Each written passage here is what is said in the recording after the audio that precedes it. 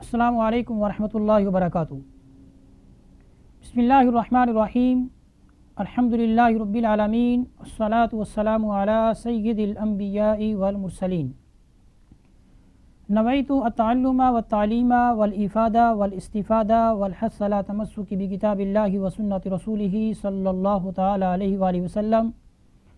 वद्दलालता इलल हुदा bill खैर बिइब्तिगाइ वज्हिहि व मरदातिहि सुब्हानहु व तआला।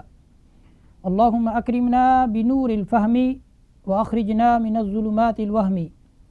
व अक्रिमना अत्तक़वा व जम्मिलना बिल आफ़ियति या अरहमर राहिमीन या अरहमर राहिमीन या अरहमर राहिमीन। आज हम अल्लाह ताला के फ़ज़ल व करम से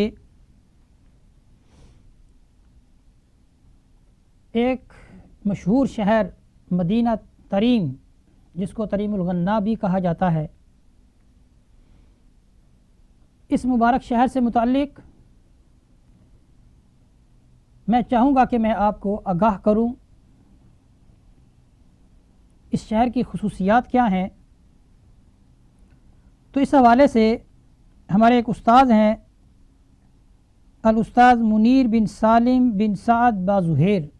उन्होंने मुख्तसर अंदाज में इस शहर के हवाले से एक किताब लिखी जिसका नाम है मिन्हतुल करीम बिज़िक्रि खुलासती मिन तारीख़ मदीनती तरीम, कि जिसमें आप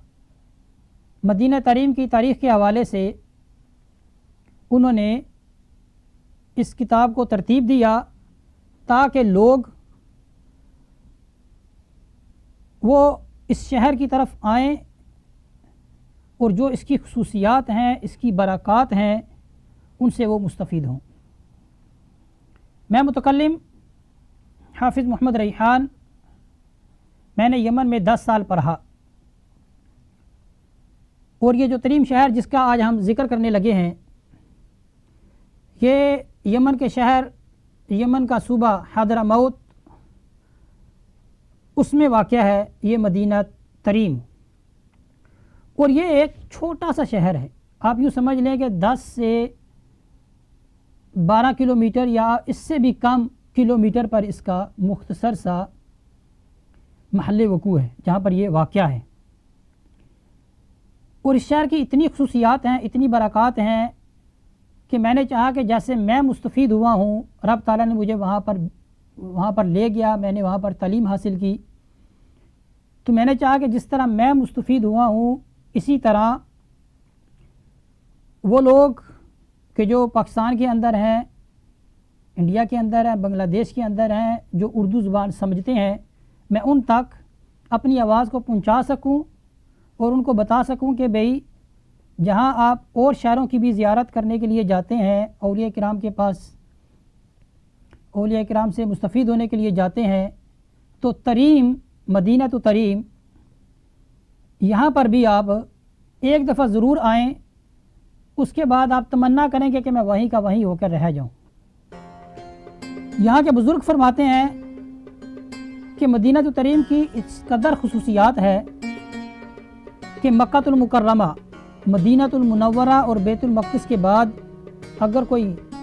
मुक़द्दस तरीन जगह है तो वो मदीना तो तरीम है। बुज़ुर्ग फरमाते हैं कि यहाँ की जो गलियाँ हैं, जो रास्ते हैं, वो भी उसका शेख हैं, उस्ताद हैं, जिसका कोई शेख नहीं, जिसका कोई उस्ताद नहीं। आप ये बहुत बड़े इमाम गुज़रे हैं जिनकी ये इबारत है कि शवारी उत्तारीमी शेखुन मन ला शेख लहू। तो मैंने चाहा कि जैसे मैं मुस्तफ़ीद हुआ हूँ, मैं लोगों को आगाह करूँ कि वो इन रूहानी बुज़ुर्गों से, रूहानी हस्तियों से वो भी मुस्तफ़ीद हों। जैसा कि मैंने किताब का ज़िक्र किया, इंशाअल्लाह हम उसमें पढ़ेंगे। मुख्तसर आपको ये भी बताता चला जाऊँ कि यहाँ पर सहाबा इकराम रिदवानुल्लाह अलैहिम अजमाइन के मज़ार शरीफ भी मौजूद हैं, ठीक है। और यहाँ पर उलमा इकराम कसरत से पाए जाते हैं, यानी एक छोटी सी सिटी है, छोटा सा शहर है। आप यूँ समझ लें कि اس چھوٹے سے شہر کے اندر آپ کو 2 سے 3 کلومیٹر یعنی ایک طرف اگر آپ جانا شروع کریں تو آپ کو، اگر آپ نے قرات کا کورس کرنا ہے تو آپ کو مدرسہ علی دروس کے نام سے وہاں پر مدرسہ ہے جس میں قرات سبعہ کرائی جاتی ہے۔ اسی طرح وہاں پر دارالمصطفیٰ ایک ادارہ ہے، وہاں پر تصوف اور تربیت کے پروگرام اور سلسلہ علم وہاں پر موجود ہے۔ اس کے بالکل ہی قریب ہماری یونیورسٹی جس میں پڑھتا رہا ہوں، جامعۃ الاحقاف کلیت الشریعہ، وہ بھی بالکل ان کے درمیان میں ہے۔ اسی طرح تریم رباط، اسی طرح آپ کو ہر وہ موقع کہ جو طالب علم چاہتے ہیں کہ بھئی میں علم حاصل کرنے کے لیے مجھے یہ چیز مہیا ہونی چاہیے، وہ آپ کو اس چھوٹی سی سٹی میں، چھوٹے سے شہر میں علماء کرام بھی آپ کو وافر مقدار میں ملیں گے۔ اولیاء کرام جو زندہ ہیں، اللہ تعالیٰ ان کی حیات کو لمبا فرمائے، لمبی عمر ان کو عطا فرمائے، اور جو رب تعالیٰ کے ہاں انتقال کر گئے ہیں وہ بھی وہاں پر کثرت سے پائے جاتے ہیں، جس کا میں بھی ذکر کروں گا کہ زنبل، وہاں پر تقریباً بزرگان دین فرماتے ہیں کہ 10,000 سے زیادہ اولیاء کرام وہاں پر مدفون ہیں، اور 80 سے زیادہ اپنے وقت کے کتب وہاں پر مدفون ہیں، ٹھیک ہے۔ اور یہیں سے مدینہ تریم، یہاں کے جو سادات کرام علماء کرام ہیں، انہوں نے، ان کے آباء و اجداد نے، ٹھیک ہے، خاص طور پر یہاں پر سادات آل بعلوی جس کا میں ذکر کروں گا، انہوں نے یہاں سے ہجرت فرمائی اور بہت سے ملکوں کے اندر اسلام کو پھیلایا، جس میں انڈونیشیا، ملیشیا، افریقہ، انڈیا میں بھی یہ گئے، وہاں پر جا کر انہوں نے اسلام کو پھیلایا۔ وہاں کے بزرگ فرماتے ہیں کہ مدینہ تریم کی ایک یہ خصوصیت ہے کہ یہ مرد پیدا کرتا ہے۔ مطلب مرد پیدا کرنے کا مطلب یہ ہے کہ جس نے جو یہاں پر آیا اور اس نے پڑھا، وہ اپنے وقت کا لیڈر، اپنے وقت کا لوگوں کے لیے ایک رہنما بن کر سامنے آتا ہے۔ یہ اس شہر کی ایک خصوصیات میں سے ہے، ٹھیک ہے۔ اور